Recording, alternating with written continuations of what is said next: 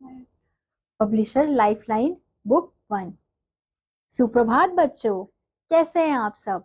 उम्मीद करती हूँ आप सब अच्छे होंगे। मैं उम्मीद करती हूँ बच्चों आपने पिछला अध्याय अच्छे से रिवाइज किया होगा। तो आज की कक्षा में हम पढ़ेंगे अध्याय नंबर 3। तो चलिए शुरू करते हैं। तो सबसे पहले देखते हैं हमारा अध्याय नंबर 3, जिसका नाम क्या है? मात्राएं। तो इस अध्याय में हम क्या सीखेंगे? स्वरों की मात्राएं एवं उनके प्रयोग और व्यंजन के साथ मात्राओं स्वरों का प्रयोग। तो चलिए शुरू करते हैं। बच्चों, पिछले पाठ में आपने स्वर और व्यंजन के बारे में पढ़ा। स्वर और व्यंजन मिलकर ही शब्द बनाते हैं। तो बच्चों, पिछली कक्षा में जैसे आपने पढ़ा था कि स्वर और व्यंजन मिलकर शब्द बनाते हैं। अ के अलावा सभी स्वरों की मात्रा का अपना एक चिन्ह होता है। इन्हें मात्राएं कहते हैं, यानी कि जितने भी हमारे स्वर हैं उनका अ के अलावा हर स्वर का अपना एक चिन्ह होता है। उन्हीं चिन्हों को हम क्या कहते हैं? मात्राएं कहते हैं। स्वर मात्राओं के रूप में व्यंजन के साथ आते हैं, यानी कि स्वर के जो मात्राएं हैं वो व्यंजन के साथ प्रयोग में आते हैं। जैसे अ से अचकन, अ से अदरक। अब अ की, छोटे अ की कोई मात्रा चिन्ह नहीं होती, इसलिए यहाँ पे किसी प्रकार का कोई चिन्ह नहीं दिया गया है। फिर अ के बाद कौन सा स्वर आता है? आ का। और आ की मात्रा इस प्रकार से बनाई जाती है। तो आ की मात्रा से बनने वाले शब्द कौन से हैं? आम, गमला। अब आगे, अब हम देखेंगे अब हम देखेंगे छोटी ई की मात्रा के शब्द। तो छोटी ई की मात्रा इस प्रकार से बनाई जाती है। तो छोटी ई की मात्रा से बनने वाले शब्द कौन से हैं? किताब, किताब। हिरन।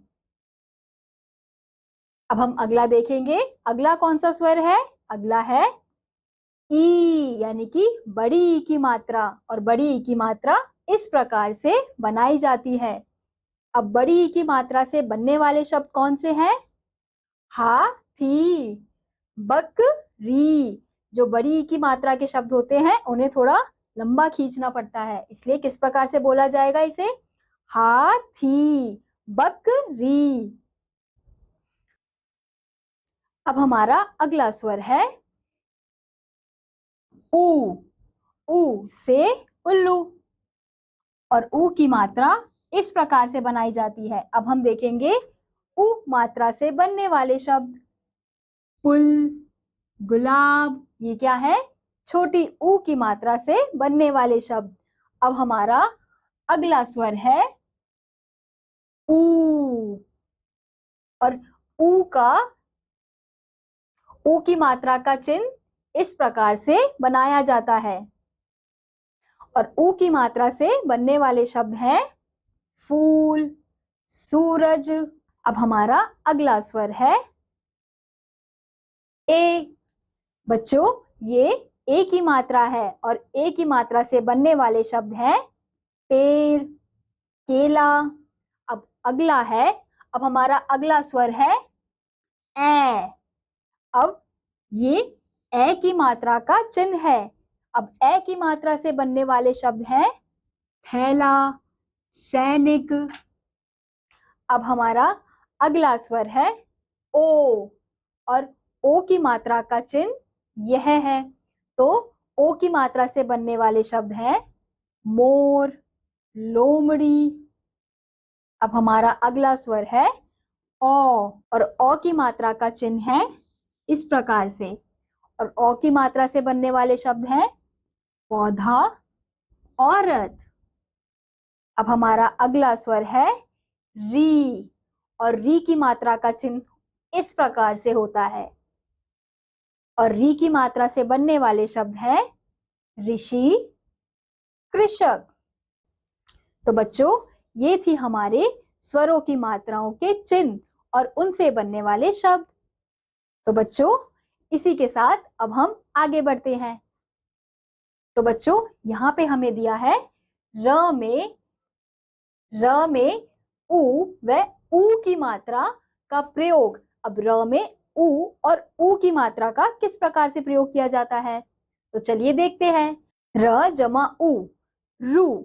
अब इससे बनने वाले शब्द हैं गुरु, रुपया, और र में ऊ की मात्रा इस प्रकार से लगाई जाती है। अब हमारा अगला है र जमा ऊ, तो क्या होगा, रू। और इससे बनने वाले शब्द हैं अमरूद, बारूद। अब आगे चलते हैं। र का व्यंजनों के साथ प्रयोग। अब हम देखेंगे र का व्यंजनों के साथ किस प्रकार से प्रयोग किया जाता है। जब र किसी व्यंजन के बाद बोला जाता है तो वह उसके नीचे लिखा जाता है, और जब वह किसी व्यंजन से पहले बोला जाता है तो उसके ऊपर लिखा जाता है। यानी कि जो र है वो किस प्रकार से व्यंजन के साथ प्रयोग किया जाता है, जब उसे व्यंजन के बाद, यानी कि किसी व्यंजन के बाद बोला जाता है तो उसके नीचे लिखा जाता है, यानी कि व्यंजन के नीचे लिखा जाता है। और जब वह किसी व्यंजन से पहले बोला जाता है तो उसके ऊपर लिखा जाता है। अब देखते हैं कैसे। व्यंजन के बाद, अब अगर र किसी व्यंजन के बाद आएगा तो उसे किस प्रकार से लिखेंगे, प जमा र जमा आ, तो क्या होगा, प्र। और इससे बनने वाले शब्द हैं प्रकाश। तो यहाँ पे हमने देखा कि व्यंजन के नीचे र को लगाया गया है। क्यों? क्योंकि यह व्यंजन के बाद प्रयोग किया गया है। अब ऐसे ही दूसरा है व्यंजन से पहले। अब क जमा र जमा म जमा अ, तो ये क्या होगा। तो अब अगर हम कर्म बोले तो व्यंजन से पहले र की ध्वनि हमें सुनाई दे रही है, तो इसलिए र व्यंजन के ऊपर लगाया जाएगा, तो ये क्या होगा, कर्म। अब दूसरा है ध जमा र जमा म जमा अ, होगा धर्म। तो हमने देखा कि व्यंजन के बाद और व्यंजन से पहले किस प्रकार से र का प्रयोग व्यंजनों के साथ बदल जाता है। तो बच्चों, अब आगे बढ़ते हैं। अब अगला है ट वर्ग। ट वर्ग के व्यंजनों के साथ र का प्रयोग। यानी कि अब जो ट वर्ग है, ट वर्ग कौन से होते हैं, ट ठ ड ढ, ये क्या है, ये हमारे ट वर्ग है। तो उनका र व्यंजन के साथ किस प्रकार से प्रयोग किया जाता है वह बताया गया है। अब ट जमा र जमा अ, क्या होगा, ट्रक। ऐसे ही अब है ड जमा र जमा अ, ड्रम। तो ये हमारे ट और ड क्या थे, ये हमारे ट के वर्ग थे, इसलिए इस प्रकार से र का प्रयोग किया गया है। अब अगला है अन्य ध्वनियों से बने शब्द भी देखिए। अब अन्य जो ध्वनियां हैं उनसे किस प्रकार से शब्द बनते हैं वो देखते हैं। अब यहाँ पे क्या है, मात्रा, ध्वनि, चिन्ह। अब अंग, अह, विसर्ग, औ, नुक्ता, ये क्या है, ये अन्य ध्वनियां हैं। ये है अन्य ध्वनियां हैं सारी, जिनके बारे में अभी हमने नहीं पढ़ा था, जिनके चिन्हों के बारे में। तो अब इन चिन्हों के बारे में पढ़ते हैं। अंक की मात्रा का कौन सा चिन्ह होता है, यह चिन्ह होता है। और उससे बनने वाले शब्द कौन से होते हैं, झंडा, अंडा।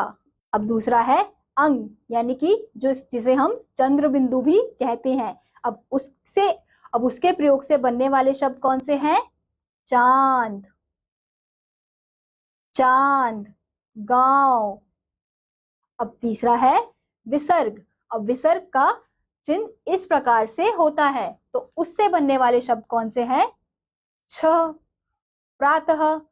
जो विसर्ग है उसकी ध्वनि ह के रूप में प्रयोग की जाती है, जैसे छह, प्रातः। ऐसे ही अगला है औ। औ का औ की मात्रा का चिन्ह इस प्रकार से होता है, जिसे हम अंग्रेजी शब्दों के लिए, जब हम अंग्रेजी शब्दों को हिंदी में लिखते हैं तो हम औ का प्रयोग करते हैं। जैसे डॉक्टर, टॉफी, ये शब्द कैसे हैं? ये शब्द अंग्रेजी के हैं, तो इसमें इस मात्रा का प्रयोग किया जाता है। अब अगला है नुक्ता, जिसका चिन्ह इस प्रकार से होता है और इससे बनने वाले शब्द कौन से हैं? जरूरत, कुल्फी। तो ज, इसका जो स्वर है वो इस प्रकार से निकलता है ज, तो इसे क्या बोला जाएगा? जरूरत। तो अब आगे बढ़ते हैं। अब हम देखेंगे संयुक्त व्यंजन वाले शब्द। देखिए, अब संयुक्त व्यंजन वाले शब्द कौन से होते हैं और उनकी मात्रा कैसी होती है, ये देखेंगे। क, श, अ, छ, त, र, अ, त्र।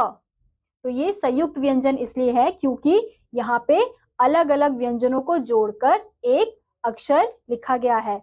जैसे क, श, अ को मिलाकर क्या बना है? श, और त, र, अ को मिलाकर बना है त्र। और श से बनने वाले शब्द हैं क्षमा, क्षत्रिय, और त्र से त्रिशूल, पत्र। आइए अब अन्य शब्द देखते हैं। ज, य, अ, तो ये क्या बना? ज्ञ। ऐसे ही अगला है श, र, अ, श्र, और ज्ञ से बनने वाले शब्द हैं ज्ञानी, विज्ञान, और श्र से बनने वाले शब्द हैं श्रमिक, विश्राम। तो आओ बच्चों, अब मेरे साथ दोहराइए। शब्द निर्माण हेतु व्यंजन के बाद आने वाले स्वर को मात्रा कहते हैं। यानी कि शब्द के निर्माण में जो व्यंजन के बाद आते हैं उन्हें क्या कहते हैं? उन स्वरों को हम मात्राएं कहते हैं। जैसे हमने देखा कि अ स्वर की कोई मात्रा चिन्ह नहीं होती। र में उ व ऊ की मात्रा का प्रयोग बीच में होता है। जैसे रू व रू, जैसे हमने देखा था कि र में किस प्रकार से ऊ की मात्रा का प्रयोग किया जाता है।